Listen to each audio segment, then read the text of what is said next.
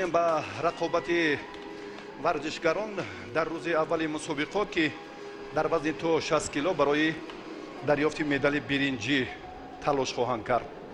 اینها البته باز هم در مبارزه های قبلی هم یک هنر و متانت خود را بهتر نشان دادند و حالا باز غفارов خلعت سفید به بر کردش و باز هم صابرزاده باشد در این دور با لباس ورزشی کبود اندر میدان شد.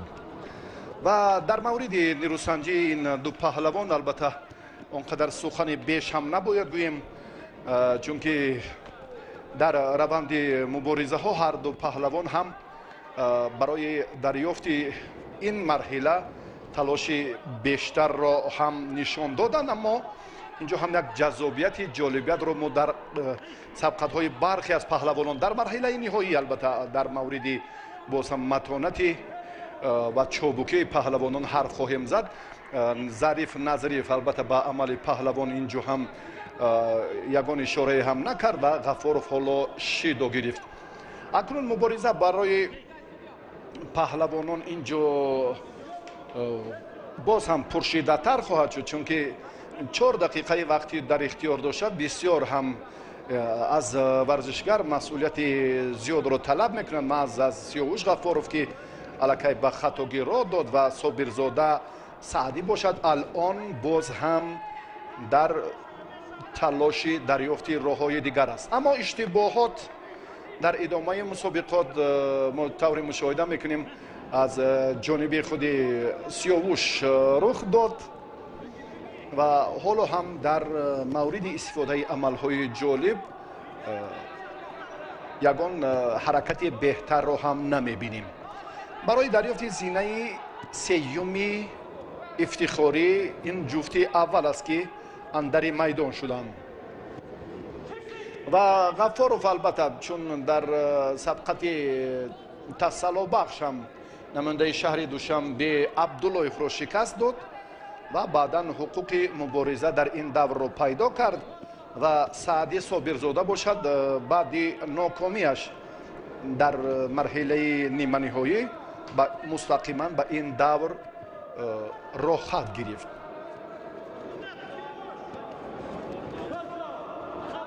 کشمکشی هر دو پهلوان اونقدر جالب توجه نیست براستی، چون دقیقه سیوم هم آغاز گردید. الان در مبارزه پهلوانان برتری را ما براستی نمیبینیم.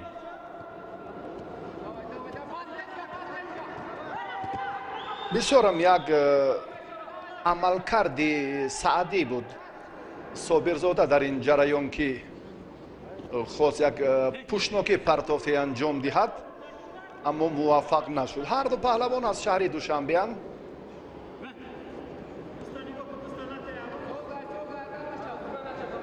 داور درجه بین المللی ظریف نظریف هم جریان مسابقات را نظارت دارد. در این وزن مدعیان 30 نفر را تشکیل میکردند که در 4 زیرگروه آزمایش ها آغاز گردیدند و الان ما بهترین ها را به شما معرفی داریم. باز هم یک کوشش دیگری صابرزاده سعدی روند مبارزه نشان میدهد که کم تجربگی در عملهای پرتیری پهلوانان وزنی تا 60 کیلو به نظر می رسد. سلیم اخمیرov یک مربی خیلی صاحب تجربه مکتب تمایل ورزشی رو هم کارگردان منظوری ما کردن از یک گوشه دوری میدان و امروز هم در تربیه کردن آن همین نورسان و محض پهلوانان وزنشان 60 و 66 کیلو سلیم اخمیرov بسیار تجربه غنی هم دارد.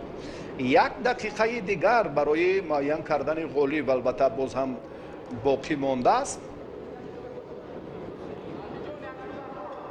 فکر داور البته در اینجا بله نفری که با اشتباه یا اون سهلنگاری که راه داده باشد ما تا کنون با استثنای یک آگاهی سیاوش نمیبینیم.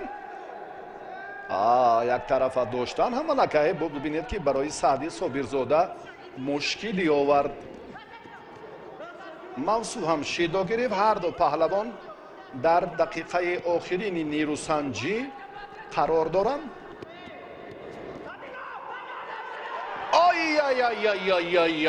خیلی بهتره و زری و در حقیقت هم سعدی صابرزاده یک فرصت مناسب رو هم در این دقیقه آخرین خوب استفاده کرد. الان میخواهد به عمل دیگری پارتری یا لب دادن دست، بله دست بسیار هم توجه میکند که حریف رو در این فرصت دریابد.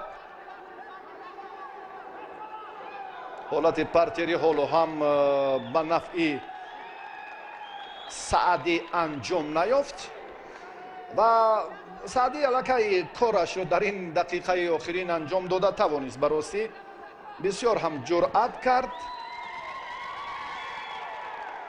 با همین ترتیب با امتیازی وزری سعدی صابرزاده پهلوانی که امروز هم مبارزه در به دست آوردن مدال برنجی برایش البته ثمر آورد و این ورزشگر با همان امتیازی اولین گشتن جودو در دقیقه آخرین موفقیت را نصیب شد و برنده مدال برنجی گردید. این هم جوان است، برای اونقدر تجربه. ببینید ان همین حالتی که سیاوش غفارov چون وقتی که سعدی حلوک بیرون نرو ببینید از پای چپ سیاوش چگونه استفاده کرد. بعدا سیاوش موازنت رو گم کرد که لکه دستی چپی حریف رو هم سعدی عینی مدعا داشته بود و با همین ترتیب الکی سعدی مطلب خود را در مرحله آخرین رقابتش عملی کرد و صاحب مدال برنجی شد. نه باز هم قربانوف داوری درجه جمهوریوی از شهر دوشنبه حالا منتظری به میدان برآمدن دو برادر رو دارد.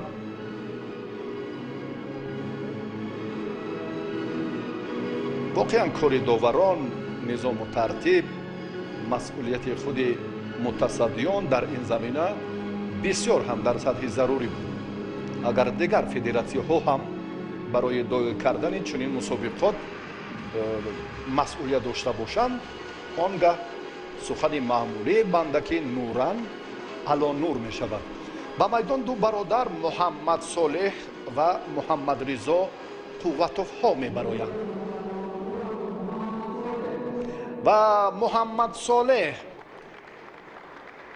به میدان آمد بدون مبارزه با برادرش محمد رضا که این ورزشگر به میدان نآمد و محمد صالح بدون مبارزه دست بالا شد و برنده مدال دوم برنجی وزنی تا 60 کیلو گردید و این برادران تحت رهبری خل محمد طالبوف در کاخ محتشم ورزشی کانیگورد در شهر دوشنبه تمرین میکنند و امروز نه تنها در این چمپیونات بلکه در مسابقات جام پایتخت در جام نوروز سالهای قبلی هم ما مشاهده میکردیم که هر دو ورزشگر در این وزن سزاوارند تا به فینال هم راه یافته بودند و امروز اکنون محمد رضا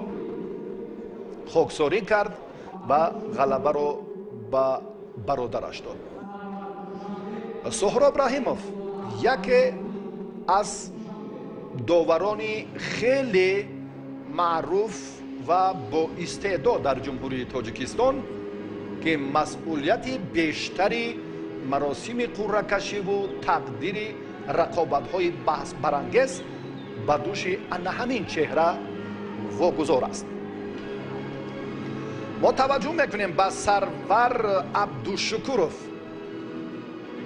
که سرور در این مرحله البته با خلعت سفید به میدان میبراید تحت رهبری رزق‌الدین رجبوف تمرین میکند و حریف او قایمزاده ابو مسلم تحت رهبری رؤوف حکومتوف مشق ورزی میکند.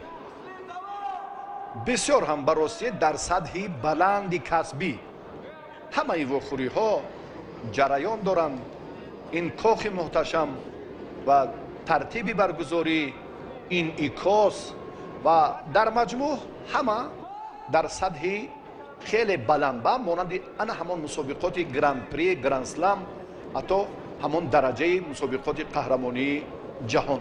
تنها یک نگاه یک نظری که بیننده احساس میکند این هم بدون مخلص صورت گرفتن رقابت هاست که باعث تاسف و اکنون این روزها هم البته پشت سر میشوند و ما رو باز هم موفقیت ها و روزهای آفتابی در پیش است که البته سبب این رو هم علاقه تمام مردم جهان میدانند. و توجه میکنیم اکنون به رقابت هر دو پهلوان. عبدالشکورов آی آی آی آی آی در عملی به این پهلوان البته این حرکت نیست که چنین زود داور دست خود را با همان اشاره نشان دهد، اما من فکر میکنم در این روند یک لحظه جالبی بحث برانگیز بود. از فیروز بختی بیکوف از کامران نورزاده خواهش میکنیم البته در این جریان که یک لحظه به همون حالت تکراری توجه کنند.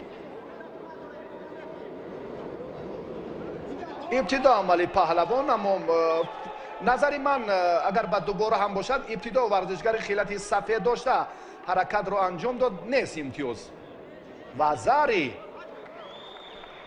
وزاری اکنون در این روند به حرکت این معنای آن را ندارد که پهلوان به تخت پوش رو پرتافت این پهلوان کتفش الکی در زمین بود و عبدالقیوم زاده ابو مسلم در این روند چه حالتی که اینجا باز اگر تقدیری رقابت رو ما میتوانیم که بعد چند فرصت باز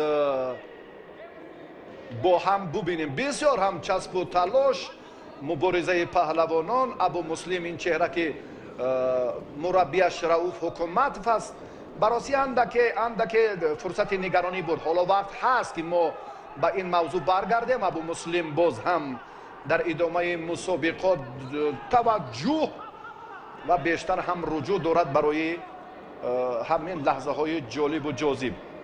داور یک اشاره کردن، من فکر میکنم بعد این عمل البته به این نقطه برمیگردیم تا این حالتی که پرتاف رو چگونه نشان دادن.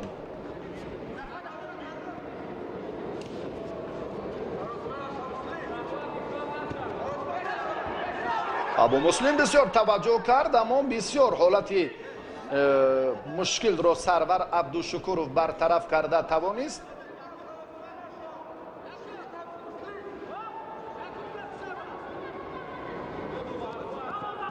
عبدالشکورov رقابت را در زیرگروهی بی آغاز کرد در دوره اول و چهار مبارزه را تا این مدت انجام داد. باز هم تلاش پهلوانان در مرحله نهایی وزن تا 60 کیلو ادامه دارد. اکنون وقت هم نصف شد، 2 دقیقهش سپری گردید.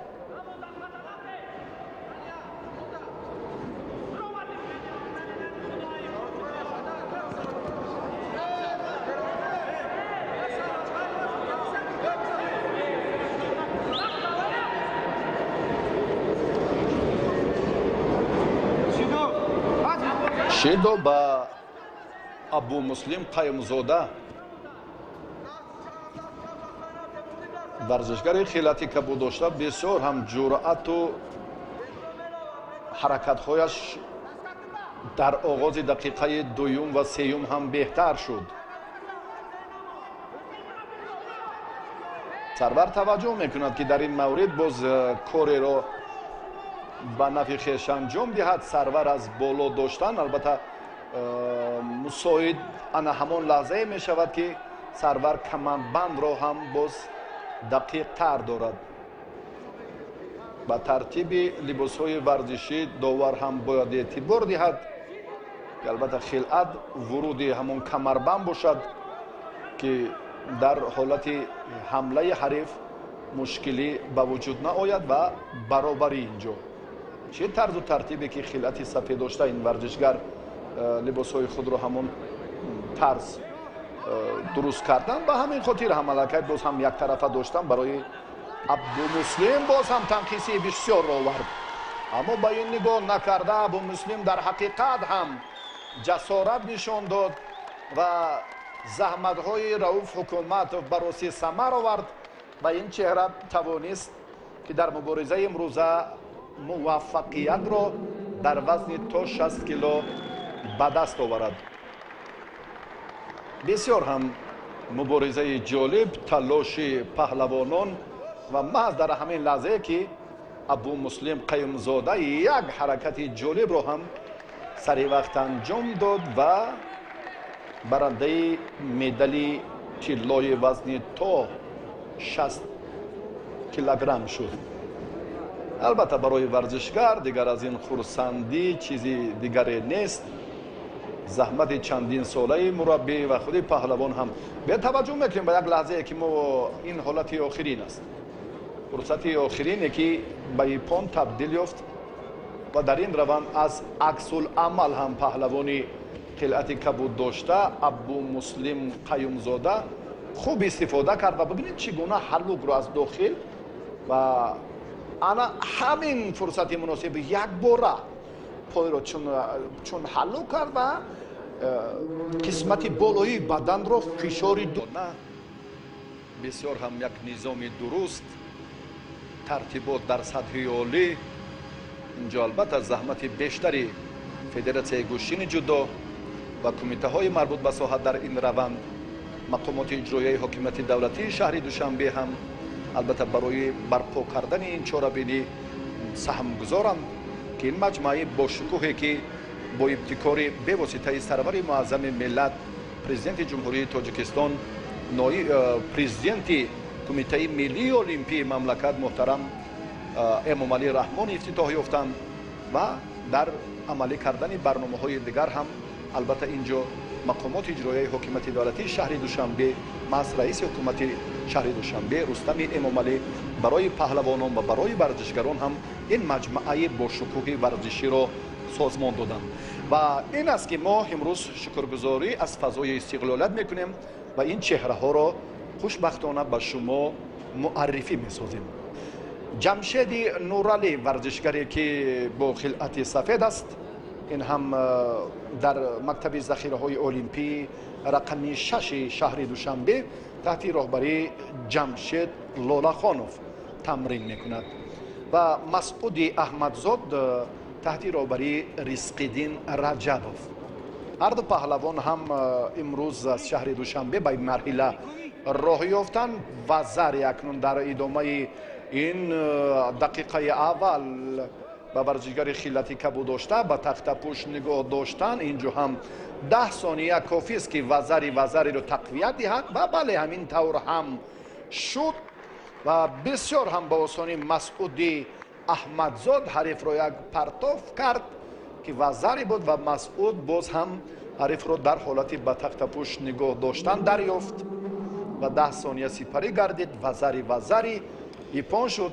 ҳар ду инҳо ҳам дастпарварони мактаби варзишии захираҳои олимпии рақами 6 шаҳри Душанбе мебошанд ки роҳбарии ин муассисаро Ризқиддин Раҷабов ба уҳда гирифтааст ва шогирдаш имрӯз ин чеҳраи нав кашф гардида дар вазни то 66 кило дар майдони набарди марҳилаи ниҳоии пирӯзӣ ба даст овард.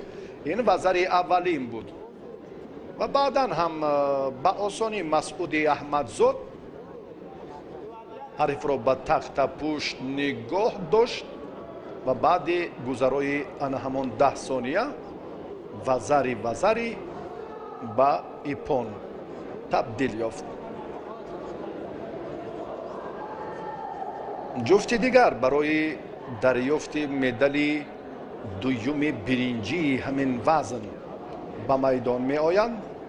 инҳо Алиҷон Сафаралиев аз шаҳри Душанбе, маъзарат инҷо Алиҷон бале аз шаҳри Душанбе аст ва паҳлавони вилояти мухтори Кӯҳистони Бадахшон Фурқат Муборакқадамов. ҳоло ин варзишгар баъди чанди андари майдон хоҳад шуд که انور شنبیف دیروز هم به ما اطلاع دادن و پیش از آنه که اینجا ما رقابت های دیگر رو به شما منظور کنیم، مراسم جایزه سپاری بهترین های وزن تا 60 کیلو برگزار می شود.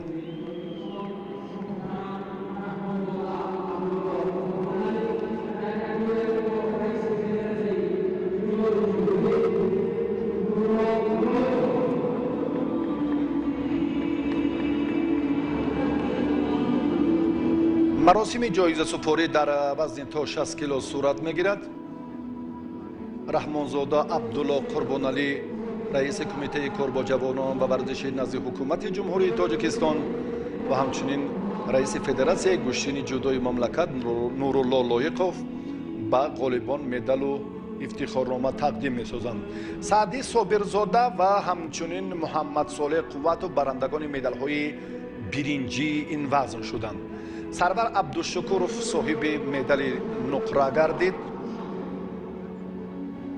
رزقیدین رجب و البته تمرین رو در پرتر اونقدر در سطح ضروری سامان نداد که سرور عبدالشکورov در این دیدار پیروز گردد و البته پیروزی نصیب عبدالمسلم قیومزاده که در روند تمرین های رؤوف حکومتوف بیشتر تاب آورد و این ورزشگر امروز برنده مدال طلای وزن تا 60 کیلو گردید. کامیابی این چهره ها رو البته ما تبریک میگوییم. امیدواریم که اینها البته به هیئت منتخب جودوی کشور شامل میشوند و در آینده هم برای معرفی تاجیکستان صاحب استقلال از این هم دوچند مهنت میکنند و به دریافت مقام های افتخاری شرفیاب خواهند شد.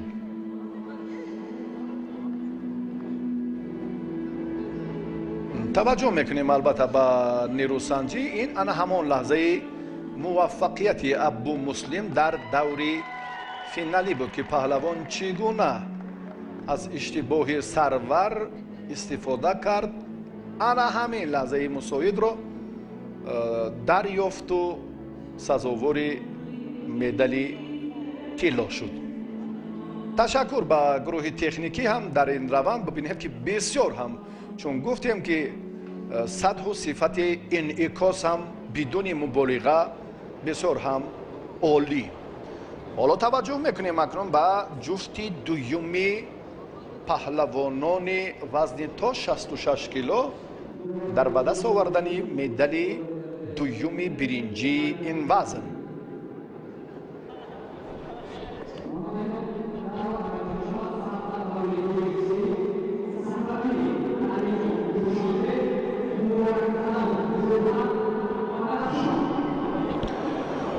علی جان سفرعلیف تحت رهبری فرخ صابرov تمرین میکند. با خلعت سفید این چهره اندر میدان میگردد و این فرقت مبارک قدمov نماینده ولایت مختار کوهستان بدخشان با همراهی مربیش انور شنبیف حالا وارد میدان میشود. کس تصور میکند با براسی که مسابقات گرند پری یا گرند سلم است بسیار هم شهامتش عالی و صفت انعکاس هم واقعا شایسته تحسین و آفرین هاست. انا همین چهره را علی جان سفرعلیف را که در تالار ورزشی پرویز صابرov تحت رهبری فرخ صابرov تمرین میکند. انا همین پهلوان خلعت سفید به بر کرده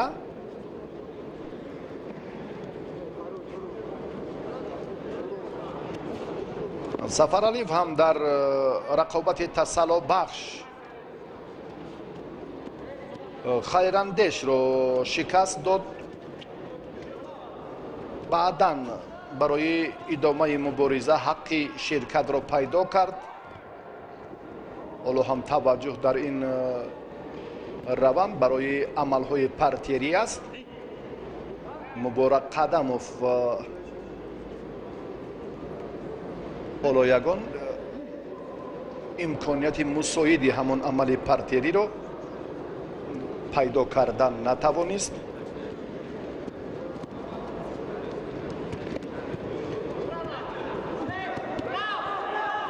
як кӯшиши дигаре албатта инҷо алиҷон андаке самаровар буданаш ҳам аз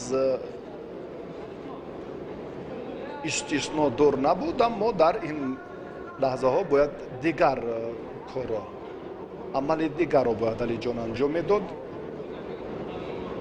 иштибоҳ кард, он ҳаракатро сарфи назар намуд ва муваффақ нашуд. ой, бисёр ҳам лаҳзаи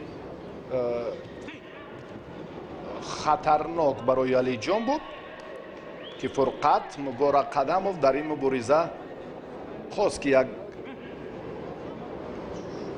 усули ана ҳамон часпиши ҳалуки дохиларо ки қаблан мо дар иҷрои ё дар амали Абу Муслим дар марҳилаи ниҳоӣ дидем, аммо Абу Муслим якбора ду кӯшишро инҷо анҷом дод. ҳаракати пой ва боз ҳам фишори дучанд, албатта бо дасти росташ. ин ду амалро бисёр ҳам саривақтӣ анҷом дода буд. ва ҳоло Фурқат барости худро дигар хелво намуд месозад. алиҷон Сафаралиев бисёр дастони дароз дорад, қоматаш баланд аст. агар ба монанди Ҷаҳонгир ки ҳамон ҳалуки дохиларо бидуни ист анҷом дода тавонад, бисёр ҳам барои паҳлавонони қомати баланд дошта ин усул самаровар аст. барости шидо ҳаст, фикр мекунам дар раванди мубориза албатта барои суръатнок ҷараён гирифтани мубориза пасивии ҳардуро ҳам Зариф Назриев хуб мушоҳида кард. дақиқаи сеюми талоши паҳлавонон оғоз гардид.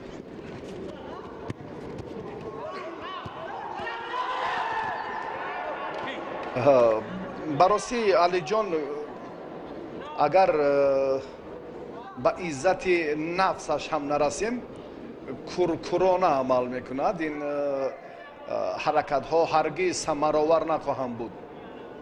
инҷо нигоҳдорӣ фосила бисёр ҳам нақши бузург мебозад ва гум кардани мувозинат ҳам аз нигоҳдории фосила бисёр сарчашма мегирад. ин ҳарду ин ду унсур, ин ду омил бисёр ҳам барои иҷро карданаш аз ҳар як паҳлавон малакаи баландро тақозо мекунад. Фурқат натавонист. бале, бубинед ки аллакай худи довар ҳам ин гуфтаҳоро собит месозад, шидои дуюмро ба Фурқат медиҳад. яктарафа доштан дар гӯштини ҷудо комилан ғайриқоида аст. бисёр ҳам Фурқат дар ин амал ана ҳамин ҳаракатҳояш дар даврҳои қаблӣ барои Фурқат натиҷаи беҳтар ба бор овард ва дар муборизаи имрӯза албатта барои дарёфти медали дуюми биринҷии вазни то 66 кило ҳамин ҳаракатро ҳам ду бор аллакай анҷом дод. аввалаш андаке сустар буд, дуюмаш андаке наздик ба ҳамон матлаби ниҳоии паҳлавони вилояти Мухтори Кӯҳистони Бадахшон буд. дирӯз ҳам дар пахши мустақим дар маросими қуръакашӣ Анвар Шамбеев ҳам иттилоъ дод ки аз вилояти Мухтори Кӯҳистони Бадахшон 17 нафар паҳлавон ба ин мусобиқоти сартосарии ҷумҳурӣ сафар баргардидаанд. ҳар як даста албатта 2 нафарро ҳақ дорад ки дар ҳар вазн инҷо пешниҳод намояд ки дар майдон нерӯсанҷӣ кунанд. бисёр ҳам молло алиҷон Сафаралиев руҷӯъ кард барои ҳамин дақиқаи охирини мубориза ки муваффақ бошад, аммо кор ҳам ба ҳамон нуқтаи ниҳоии имтиёзи тиллоӣ расид. ҳаракати алиҷон инҷо бубинед ки бисёр ҳам сарсарӣ аст. ан ҳамон ҷиддият инҷо намерасад барои алиҷон ва фурқат интизор мешавад ки алӣ чанд ҳаракати дигар чанд амали дигарро ҳам анҷом диҳад ва фақат як усуле ки бисёр ҳам барои алиҷон хатар дорад инро ҳам мо дидем ки ду бор хуб истифода кард то андозае хуб вақте бояд гӯем ки натиҷа бахш бошад ва дар ниҳоят ҳам бо ин амалаш фурқат соҳиби имтиёз нашуд. дақиқаи аввали вақти изофа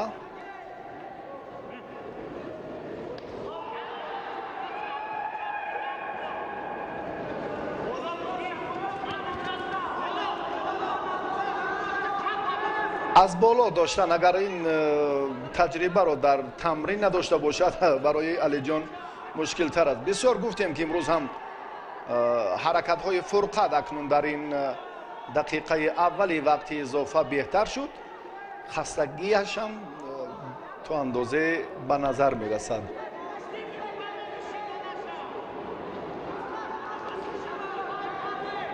боз ҳам хавфи нишон додани шиддои сеюм албатта варзишгарро таҳдид мекунад, ҳар дуро фурқат бояд ки ҷиддӣ амал кунад ки яктарафа дошта ана ҳамон кӯшишашро ҳам дигар бора хост ки нишон диҳад. аз ин бартаи мушкили фурқат ба осонӣ раҳо ёфта тавонист. ҳар ду ҳам дар як ҳолати хеле беҳтар буданд. кадоме агар сонияи пешдастӣ мекард вазари фикр мекунам буд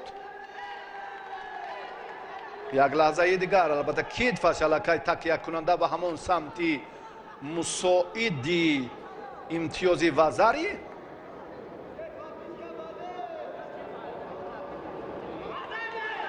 аз ҳамин нуқта ҳатто боз ҳам дар ин ҷараён довар ҳам шубҳа дорад. бибинем ки ин гуфтаҳо чӣ гуна тасдиқи худро пайдо мекунад ё на.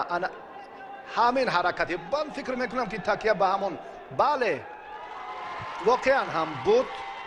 ташаккур ва иштибоҳ ҳам накардем ба росия аллакай чун партофт ҳам худ собиткунандаи ҳамин лаҳза буд. фурқат бештар мубориза бурд, фурқат талош кард ва дар ниҳоят боз ҳам ба нокомӣ рӯбарӯ гардид ва ин ҷо ишорае ҳаст ки дигар рамзи шамиров ҳам дар идомаи мусобиқот як бора ба ин самт таваҷҷӯҳ кард ва дар гран-при гранд-слам ҳам барростӣ ин вазаре ҳаст. аммо ин вазариро инкор кардан ва нирӯсанҷиро боз ҳам идома доданд.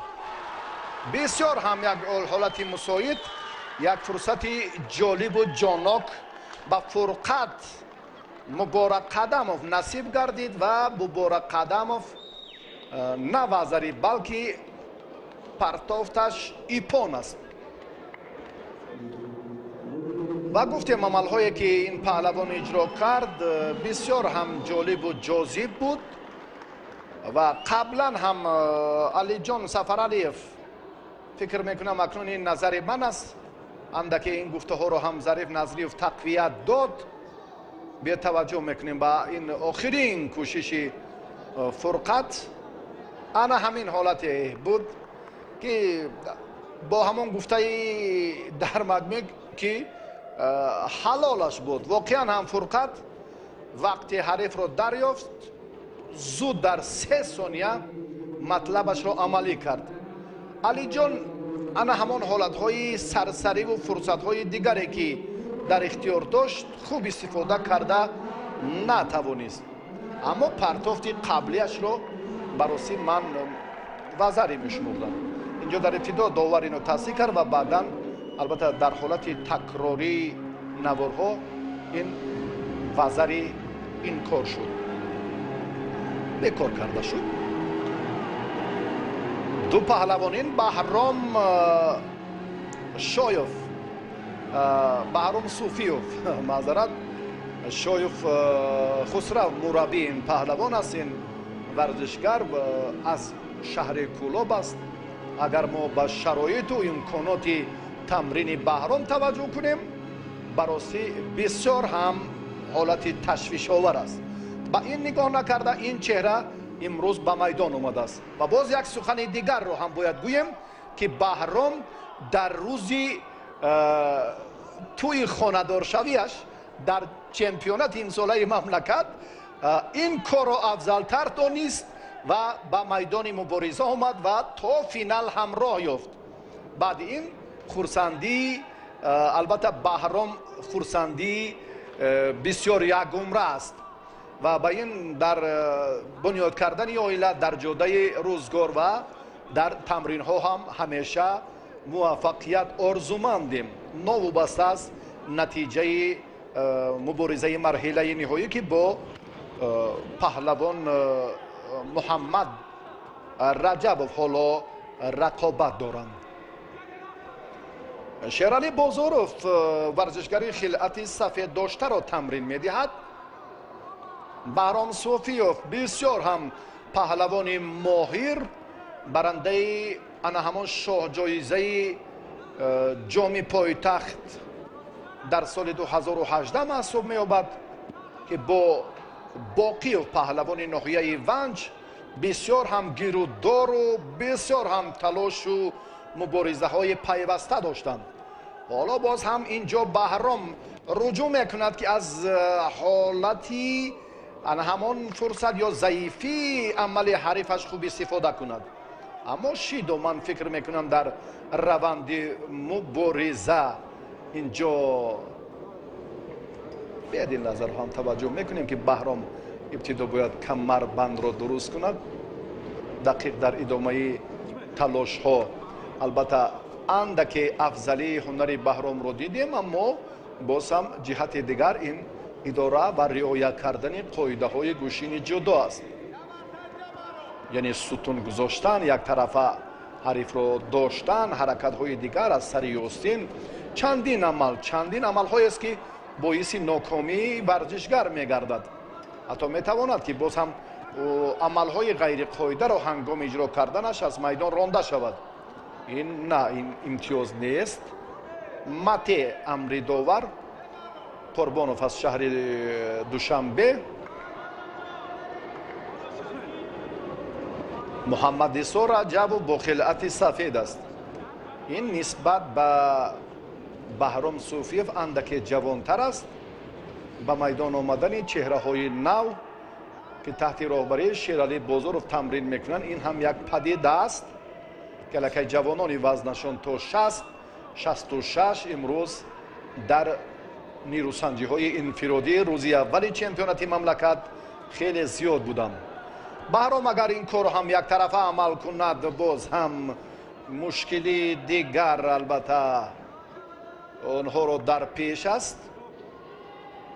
дидед, Баҳром яктарафа доштан ин ҳаракате, ки боз ҳам андаке фаъолтар бояд буд. ҳангоме ки ба канори чап ҳариф ба нимаи рост ҳамла мекунад ва Баҳром ба нимаи чап, инҷо ҳам бархурди ду паҳлавон бисёр ҳам муқобил ақиданд. яъне дар ин лаҳзаҳо яке мехоҳад самти чапро ҳамеша ихтиёр кунад ва дигаре баръакс. агар паҳлавон дорои матонати қавӣ дар ду самт бошад, он гаҳ боз ҳам ҷолиб ва боз ҳам беҳтар нерӯсанҷиш сурат мегирад. Баҳром имкон дорад, ки аз ин фурсат ана ҳамин рақиби номувофиқ бо ҳамин сухани умумие, ки як лаҳзаи дигар ҳам Муҳаммад Исо Раҷабов ҷаҳду талоши беҳтар кард. дақиқаи охирин паҳлавони умедбахши Душанбешаҳр чанголашро бубинед. хеле ҳам як ҷуръат, тобу тавони гузашти марҳилаҳои қаблиро ҳам дошт. хеле ҳам беҳтар, аммо имтиёз нест. бисёр ҳам тартиби нирӯсанҷиаш мақбули дили мухлисон аст. Баҳромро чун гуфтем дар борааш, ки имрӯз агар тавонад бахташ омад кунад, ҳоло акнун вақт аст. агар ин 26 сония ҳам самаровар анҷом наёбад, барои ҳарду мо дубора шоҳиди برگزاری باز هم وقت اضافه برای دریافت امتیاز طلایی خواهیم شد.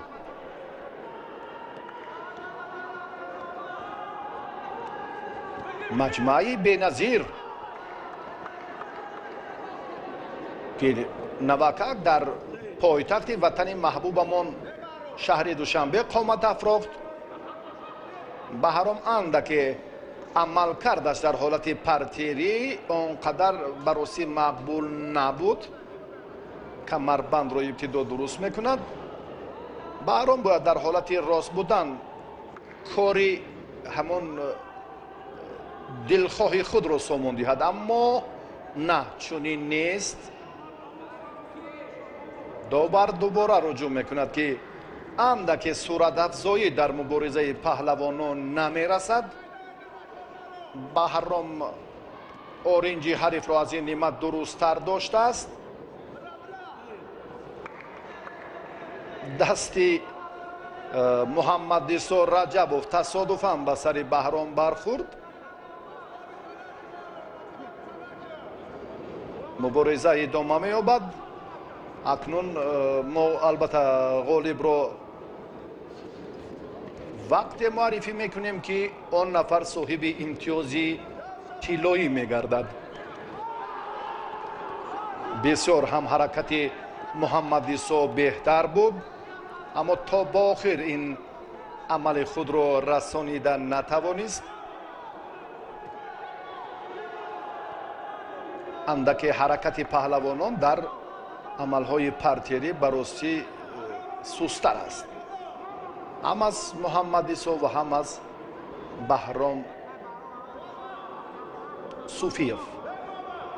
داور هم در این جریان باز هم فکرش را، نظرش را باز هم بیان می دارد.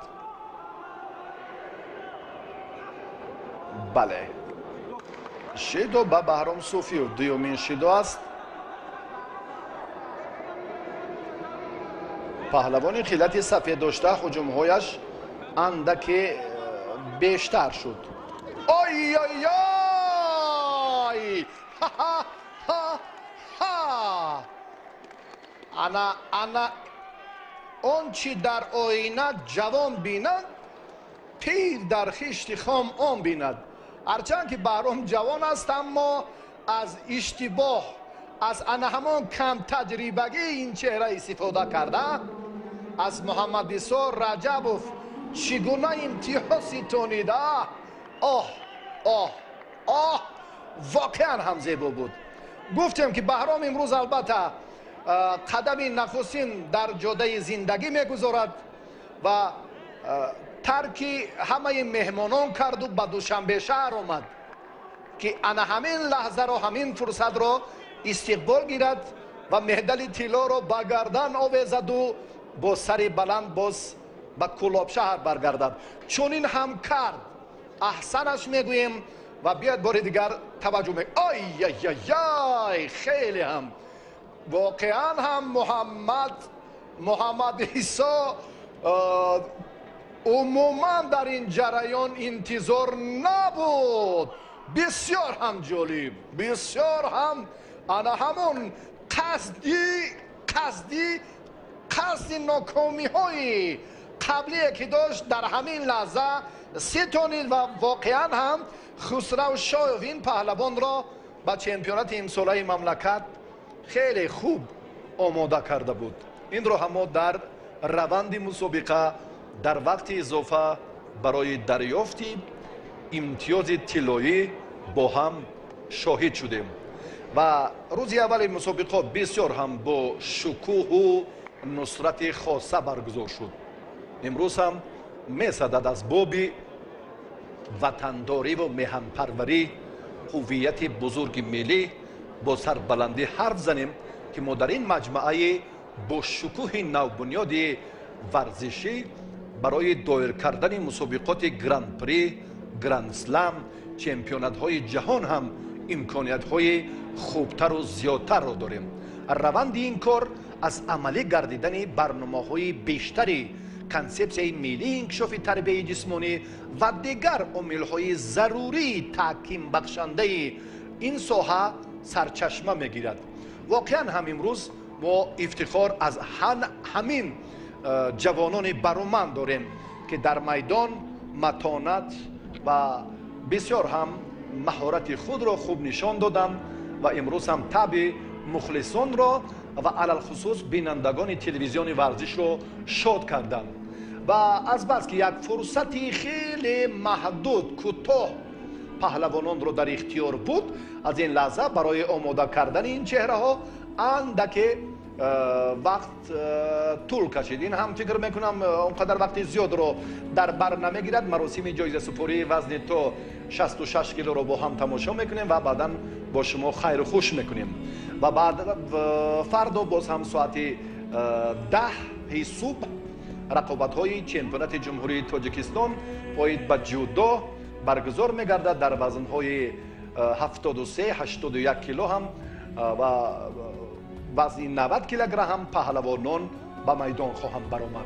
امروز هم در مورد کاری کمیته تدارکات برگزاری این مسابقات صد و صفت آن انعکاسش دیگر جای دوباره تکرار کردن هم نیست.